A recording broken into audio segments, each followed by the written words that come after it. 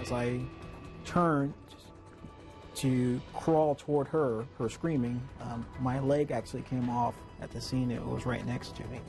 In an instant, their lives changed forever. And now this couple is speaking out and sharing their story, and they're begging you to listen to what they have to say. Tonight at 6 o'clock, they sit down with our Steve Jefferson to talk about this crash that nearly took their lives and the message they want you to hear before you get behind the wheel.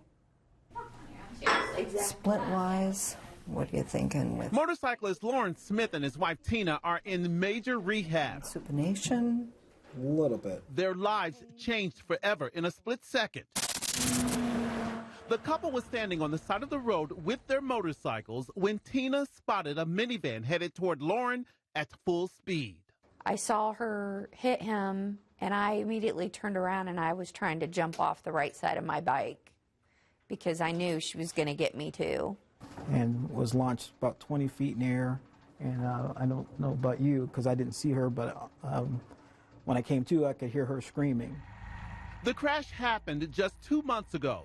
Lauren and Tina were mapping out a route for a motorcycle charity ride.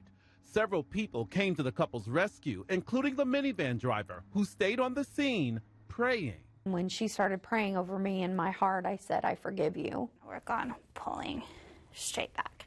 Their injuries were so severe that both Tina and Lauren How's the leg feeling? lost their lower left legs. Due to a distracted driver, this is exactly what happened to us. Just do a couple more. Now, after countless hours of physical therapy, they are starting a new campaign using their story as an example to tell people to stop distracted driving. Please stay off your phones.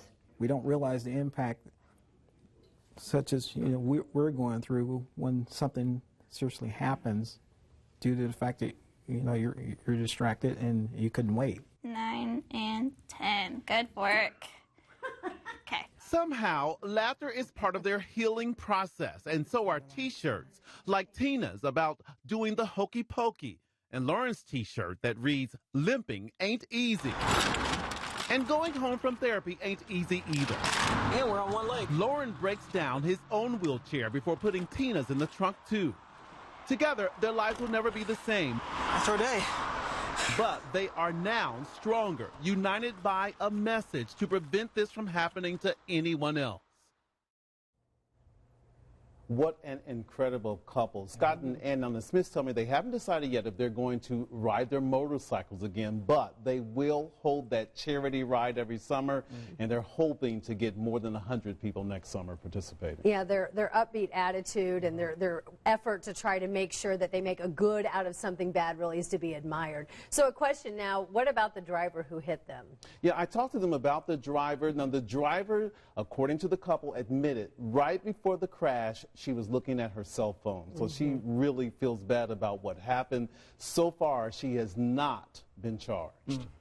All right, Steve, thank you. An amazing couple, as you mentioned. Well, Indiana does have a distracted driving law, but there is a lot of gray area that make it really difficult to enforce. It is illegal to text or read emails while driving, but the law does not prohibit things like browsing social media, watching videos, even playing games unless you're 21 or younger.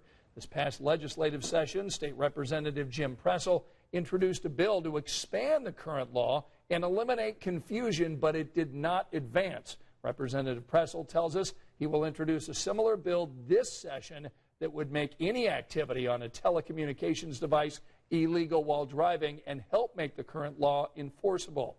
WTHR wants you to take the Put the Phone Down pledge tonight. Go to WTHR.com/pledge.